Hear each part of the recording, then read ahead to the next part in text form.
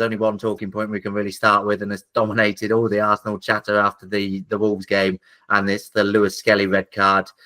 I mean, I think everyone agrees that not in a million years was that a red card, and everyone was a bit baffled as to why it was a red card. The official explanation has been that it wasn't for denying a goal-scoring opportunity.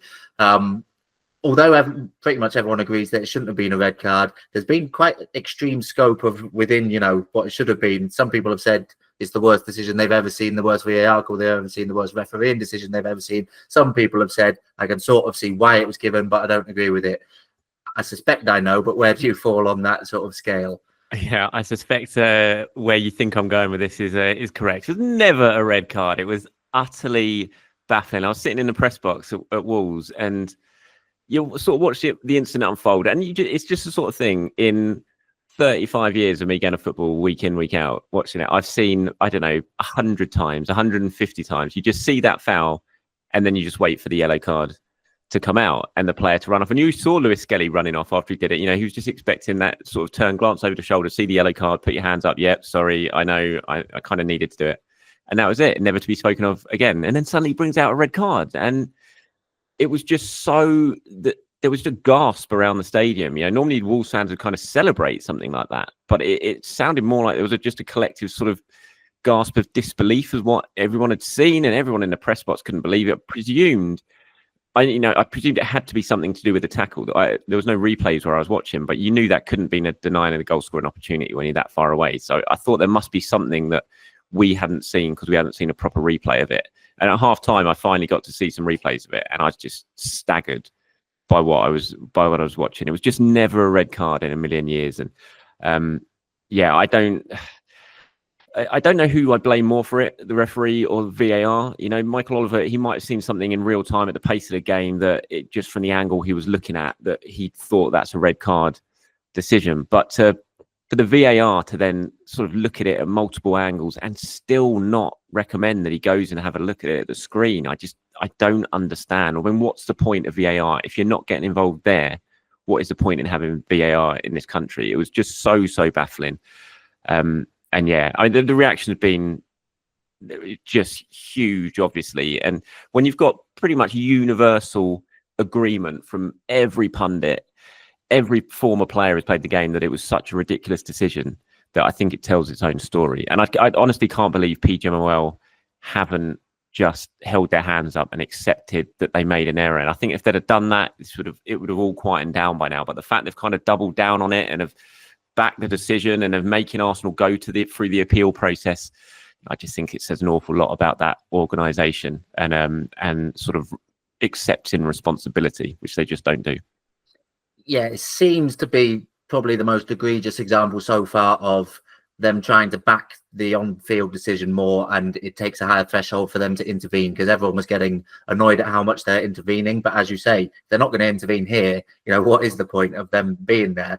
There was a worse tackle in the second half. João Gomez's second yellow card was far worse than what Lewis-Skelley did, and he just got a yellow card. That wasn't upgraded to a red. Michael Oliver wasn't told to go and upgrade that to a red by the same VAR official who had just agreed that Lewis-Skelley's was red. So it just made absolutely no sense when you compare those tackles and you see what Lewis-Skelley's been sent off for and hear later on what he's been sent off for. It makes no sense that João Gomez only got a yellow card for that tackle. And so they're just contradicting themselves in their own game, in the same game, 30 minutes apart, basically. It was so baffling. Yeah, I bear with me while I play devil's advocate, because I completely agree with you. But I suppose their argument will be, you slow it down, it's maybe halfway up the shin that he kicks him, and then some angles seem to show that he's raking down. As I say, for me, I think that's more VAR. You can understand, everyone was baffled, obviously, when it happened, what Michael Oliver might have seen, but you can understand maybe in the split second he's seen something which he thinks is a red card. For VAR not to overturn that, I think is the worse error of the two there. But I also sense a lot of animosity towards Michael Oliver from Arsenal fans. Obviously, there's been the abuse which no one condones, and that's becoming a stain on the game, all of that stuff. But there's a lot of frustration towards Michael Oliver from Arsenal fans because it's not his first controversial decision. But for me, that this one raises more questions over VAR than Michael Oliver. Yeah, it does. I mean, like you said, the Michael Oliver and Arsenal have got a very checkered history. And, even going into this game, as soon as it's announced that Michael Oliver's in charge of it, there's Arsenal fans just around the world. It's like, all right, what are we going to see here? What way he's going to engineer to get an Arsenal player sent off in this game? Because it feels like it happens an awful lot when he's in charge. Well, it doesn't even feel like it does happen an awful lot when he's in charge. There was very little trust when it comes to Michael Oliver and Arsenal before this game, and I honestly think there's none now. I don't know how he refs another Arsenal game, certainly for a while anyway. And we've seen referees taken off certain teams quietly for periods of time, and I think that has to happen now with Arsenal and Michael Oliver, because I just don't see any trust there now. And I know he's such a high-profile ref, and Arsenal are obviously a very big team, and in the high-profile games, PGMO want to put their top referees on it. But I just think there's going to be so much spotlight on Michael Oliver whenever he's next in charge of Arsenal that I think it's going to make it very, very difficult in the immediate future. I mean, the abuse, like you said, it's just wrong. It shouldn't happen. Arsenal had to deal with that with Kai Havertz in recent weeks as well. And it's absolutely wrong. And if anyone's sending abuse to officials or players, then they just need their heads checked. But I don't think that can be used to sort of wash over the actual incident that we saw at the weekend and the failings that we saw from the referee and from the process, which we're seeing too often, I think. And I think there's a very genuine debate needed about how officials in this country and about how the VAR system works and how PGMO operate. I mean, obviously, Arsenal fans are looking at the sort of statement they put out about the abuse and thinking, is this sort of diversion tactic, deflection tactics? Because we've since found out that Oliver suffered a lot of abuse after the Manchester United-Liverpool game, but PGMO didn't put out a statement then. They've chosen now to put out the statement. And is that because they know they did something very, very, they got things wrong? The referee got something very wrong and they're using it as a deflection tactic? I don't know. But it's just all adds to this lack of trust that Arsenal have right now with the system, PGMOL, Howard Webb, the officials. And I just think it's going to make it very, very difficult for Michael Oliver to referee another game. Not forever, but certainly in the near future. Do you think that can happen? Because as you say, he is arguably England's top, or regarded as England's top ref. Arsenal are going to be in England's biggest games, against Man City, against Liverpool. Those are the big games.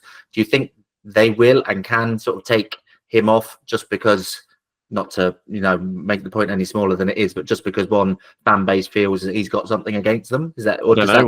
We'll have to wait and see. We've got 3 months of the season left. I can imagine get to the end of the season, and next season I'm sure it'll be fine. But I just do wonder in these last 3 months of the season whether it would be more sensible to do that. We'll have to wait and see. There are other very good refs. I mean, look, you say Michael Oliver's, and I agree, he is viewed as one of the top referees. But if you ask any Arsenal fan who the best referees in the country, none of them are going to say Michael Oliver.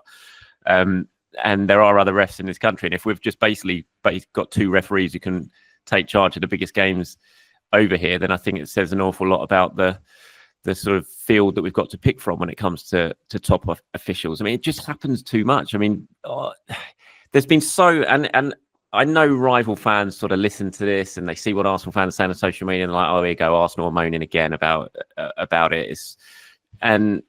But any other club would feel so aggrieved at some of the decisions Arsenal have had go against them this season in really big key moments. And Michael Oliver, the Manchester City game when he sent off Leandro Trossard for kicking that ball away for the second yellow card.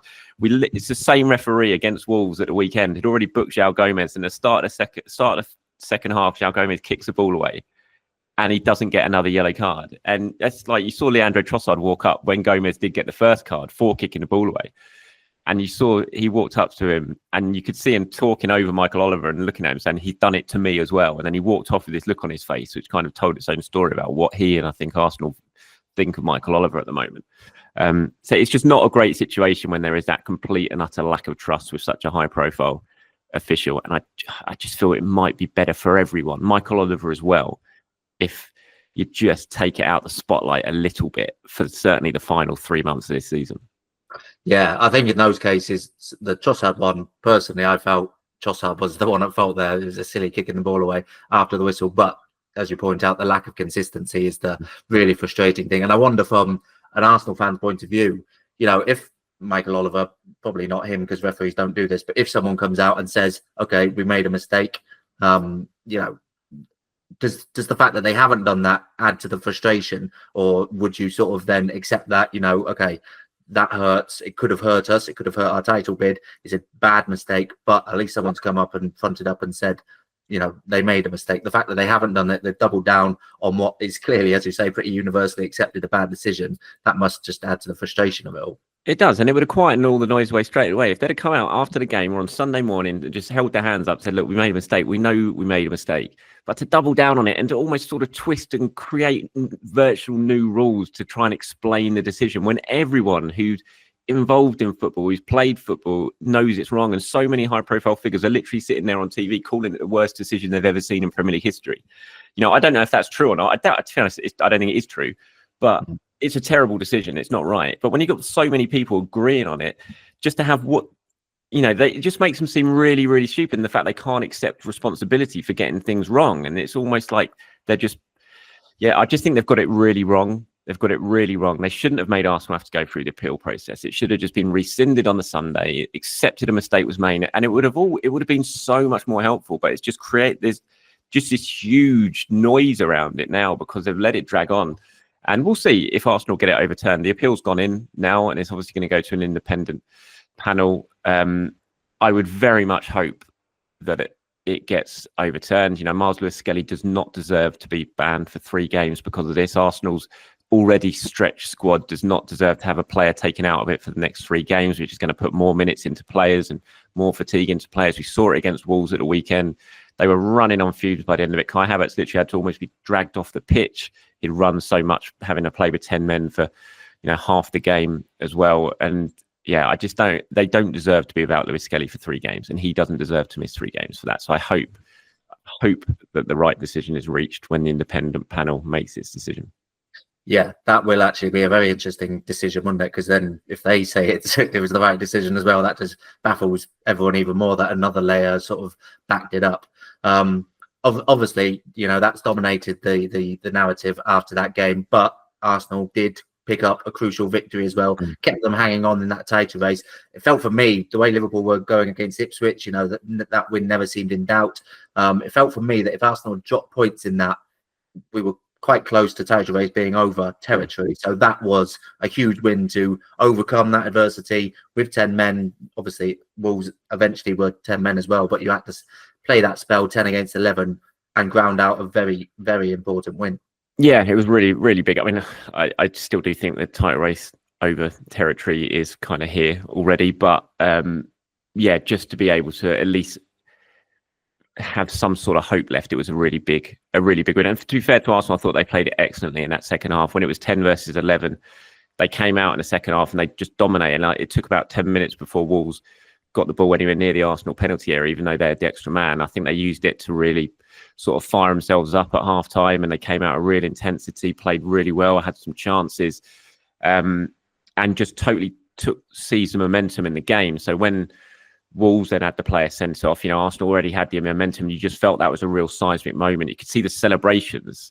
Like Saliba celebrated that yellow card while his teammate was lying with his ankle throbbing away. He was celebrating it like Arsenal just scored a goal, and they knew that was such a big moment. They'd held on in there, and now it was a level playing field again. And obviously they took full advantage with the goal 4 minutes later. And I think the celebrations at the end, with the fans, the coaching staff, the players, they knew that was a really big win. One of those wins that you hope can really be a bit of a springboard for the team. And they've got a big week coming up with Manchester City at the weekend and then the Carabao Cup semi-final. So it's perfect timing for them, really. Had they not won that game, I think you think the reaction has been bad to that red card now. If they had not won that game, I can't even imagine what the reaction was. I thought Mikel Arteta played it perfectly afterwards, in the press conferences when he was just like, I'll leave it to you guys. I'm not talking. Had they dropped points, I imagine he would have taken a very different approach to those press conferences after the game, which I don't think would have done him much good in terms of the eyes of PGMOL and how Arsenal may be treated anyway. So I think that probably did him and the club a little bit of a favour that they did get the 3 points. And just very quickly from that game as well, it seemed Nwaneri, you might be able to know better than me, but Nwaneri played in a slightly deeper position, needs must, because of the midfielders lacking. Is that somewhere you can maybe see a future for him if needed, or is that literally plugging a gap because Odegaard and Marino are out? Yeah, it was just, to be fair, I think that's probably his best position anyway, in that sort of central Odegaard role behind the forwards. we've seen him playing on the right wing needs must really in the absence of Saka. But I think that more central is certainly where his future lies. I thought he had a decent enough 45 minutes of 2 Arsenal chances Arsenal created in that first half. When you look at them, it's actually sort of started off by some really clever play on both attacks from Ranieri in the middle. I can understand why Arteta took him off at half time, but yeah, I think it was the fact that Odegaard dropped out literally on the morning of the game. There was no one else Arsenal could possibly bring in with Mourinho out as well, so he had to go into the central area.